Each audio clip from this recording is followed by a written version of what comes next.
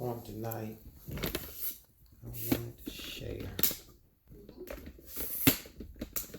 how good he's been to me. And I know that's going to make somebody mad and upset.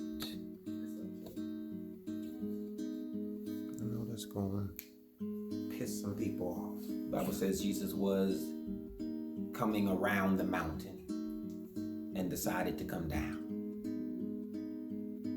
I realized there that he's coming to see the little boy who is opposed by a demonic entity who is influencing not only him but his entire family. And I think the spirit was so bad that it reflected not only on the family but on the force that led the family, the father. The spirit was so bad that it drove them to call the disciples to come and heal him. But it was big enough and strong enough that it stayed but made the disciples leave. This is the commotion that we find at the bottom of the mountain. But it says in the text, Jesus was going around the mountain. Now it's ironic that he comes down and says, "Where is your faith that you could not do this?"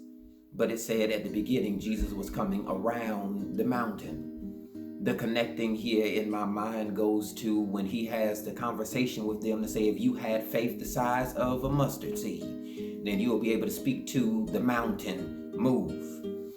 I wonder why he's going around it and didn't just speak to it to move. Because he's coming to a place where a little boy's doubt from his daddy killed him before he even died in his flesh.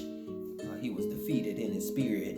He said he went around the mountain. That's what it said. Look it up. That's what it said. I remember the story as a child. She'll be coming around the mountain. She'll be coming around the mountain. Here she comes. She'll be coming around the mountain. She'll be coming around the mountain. She'll be coming around the mountain. Here she comes. And I realized there in that song something that day that I did not get back then. That Jesus had to sometimes come around stuff because you have to go through stuff. And I know many times we're opposed by our own complex in my mind. Tell me that I'm not able, I'm not strong, I'm not big, that I'm not grown, and I'm too small. There's some things you can't go through. And so you're stuck at the base of it. That's where they were, at the bottom. They're trying to speak to the mountain inside of the mind of the little boy. So Jesus didn't move it, he just came around it. And that left word in my mind to tell me some stuff you just gotta get around, you don't gotta go through. And for anybody on tonight wondering, wait, is anybody on tonight complain about being shady? Anybody on tonight wondering, God, how am I gonna come through it? He said, just go around it. You gotta get around you in your head to say there's only one way, go around it. You got to get over folk that say you can only do this much. You can only go this far. You can only grow to be this big. You'll only see things but this way. You got to get around them. It says when you need to go through it, look at it. Next, God is there. Easier way. He may provide you to come around it. It says after he got done coming around the mountain, it said he came down. He came down the mountain. I just came on the room on tonight to let somebody know that it's about to go down. Yes. I don't know what debt in your mind has superseded the income, but it's about to go down. I don't know where they talk to you in their minds that made you feel like you were minuscule in your person, but it's about to go down. Where they would hype you up to think that you can't, you won't, that you wouldn't. It's about to go down. I think for relevant reason, for instance of evidence, you have to be able to look at your enemies, at the Goliath that's in front of you and tell them you about to go down. You got to be able to look at the rent payment and the light bill and the car note and the stuff that's stressing you all the way out, got your blood pressure beyond high, got your sugar on elevated, that it's about to go down. And just hold on one more day, because the payment's about to go down. Just keep your faith long enough so God can show up and pay it, for it's about to go down. I don't know who that's for, but for somebody in the room needing it, God said, don't worry about it. I'm about to take it all the way down. It won't be as high as it was. I'm talking about, it won't even be where it was. It won't even hurt you like it used to. It won't even feel as bad as they wanted it to. It's about, because it comes down the mountain. And he hears the commotion from the crowd. And he asks one question. What is the problem? Sister Daddy stepped forward and said, the disciples came to the house, said they're going to heal my son, still throwing himself in the fire. The disciples look at each other, said, well, he called us, but didn't tell us what the real issue was. That it wasn't the boy opposed by a demonic spirit. It was his bad projection onto the little boy that kept him there. He's free in his mind, but not free in the man who houses him. They're blaming each other. I feel like in the text, Jesus had to call a pause. Says, that's not what I asked. That's what the problem was. I think we focus so many times on who hurt you, rather than what caused the hurt onto them that passed on to you. What is the problem? Sometimes we talk about how people wouldn't help us do it. He says, I'm not ready to cap off. I don't need an explanation for why they did what they did. Just tell me what the underlining of what they did was. You tie people to incidents, and God has to forgive you for them because you're holding people hostage. He said, here's the problem. I've asked a question and nobody realized what the question was coming from. You mean you got God in the room asking what the problem is, and you can't tell him what your problem is because of what your problem is? So I want to know what's wrong. I want to know why you feel the way that you do. I know when you're alone at home, in your mind, in the car, when you go through your moments, what's wrong? So I don't want to deal with people outside of you, especially when I come into the room. Just tell me what the problem is, so I can stop it from hurting you.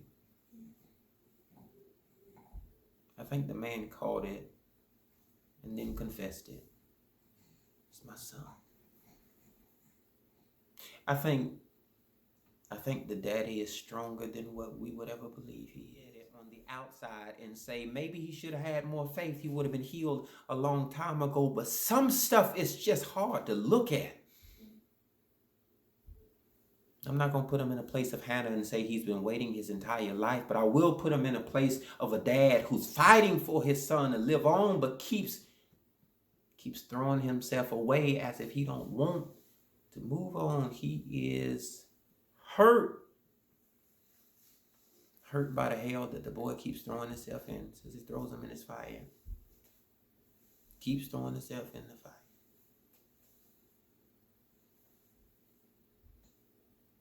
You ever been there? You love somebody, want to see the best for them. Every time you look around, they're in something hot.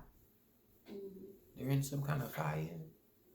This is the hell that they threw themselves in, and calling you to bail them out. You love them and want to help them, but you can't heal them because they keep doing it to themselves. talking about drug addictions and stuff, that they are their own drug dealer. I'm talking about people who are in love with their abuser, but they're in love with it, so you can't get them to leave them. They keep throwing themselves in the fire. And how you keep coming back here, complaining about being here, but you bringing clothes on your back to move in here. Throwing themselves in the fire.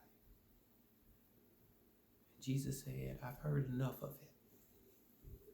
I'm not sure what y'all was going to do about it, but I got to kill it. It says that he spoke to the demonic entity and told him to leave the little boy. Significance value here is that nothing ever left him, but his daddy was separated from him. Mm-hmm. It says that the boy convulsed and vomited out of his mouth, the spit coming everywhere, and then he died. It's crazy when you read it from the outside of no real influence on the text, because it makes it seem like he never died, but he did. It says, I could have just cured it, but the manipulation that was on it needed to see it die. Good God. So I'm calling you a place where you can bury you. Everything that was the old you, the suppressed you, the depressed you, the oppressed you. If everything that was the mind thinking bad about you for anybody ever said anything to you, every place that you would defeat you and doubt you and step on you before you ever come around them, he says, I want you to show them that you've killed that part of you. Mm-hmm. I need them to see it dead. It's taken for granted. I need you to see it dead. We don't even notice it. We need you to see it dead. So your prayer, God, kill it. Yeah. Every part of me that wouldn't worship but complain, kill it. Every part of me that worries, every part of me that stresses, every part of me that complains, every part of me that want to name somebody else that's hurting me or stopping me, everything inside of me that tells me I won't be able to, I'm not big enough, I'm not strong enough, I'm too young, I'm too old, too dark, or too light. God, I need you to kill it. The thing is, it says that he died. If you just do stuff and nothing happens, and Jesus goes to him. What's it all mean? And whispers in his ear. What's the point? Get up.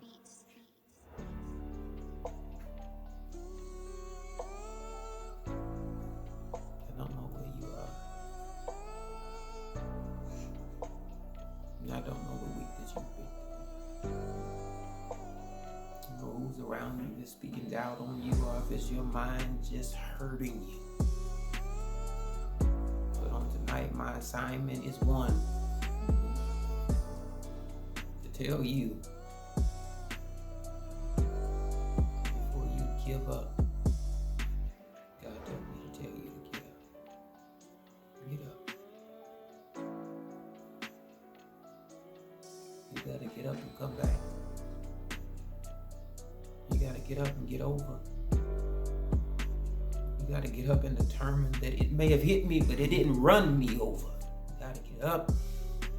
You gotta get up from here. Probably the mountain that he climbs to get to Via Dolorosa, Mount Calvary. It's probably the mountain that was the one that Moses climbed to get to see the burning bush that was never consumed, but the ground that he walked on was holy. It was probably the mountain that at the foot of it, it says that the kingdom of God, the New Jerusalem, would sit on the top of it and then crush it flat and then be the foundation for the new world. This was probably the mountain that hurt you in your head. The big thing that Goliath crossed over from one side of the valley to the other side, screaming at David and the army. This was probably the mountain that if you had faith the size of a mustard seed, that you would grow to be everything that God would intend for you to be, that you couldn't come here and die here. determined inside of you for you to get up from here. Grow up from here. Move on from here. Not status of your situation, status of your stipulation. She would tell you that you killed it, that God wouldn't, that it ain't, or that it can't. So this is what I want you to know. I'm coming to kill it so that you'll never see it again. So you'll never be down like this again. So you'll never come here again. Just that I had to do it like this because they didn't see it die. They wouldn't even believe it. They keep on treating it bad if they didn't see it die. They'd keep on doubting it and allowing it to throw itself. Why y'all ain't put a cage on that little boy? Why ain't nobody put a noose around him? Why you letting him throw his little self in the fire? You had to see it die so you could appreciate it when it lived. So I didn't want to kill it, but I had to.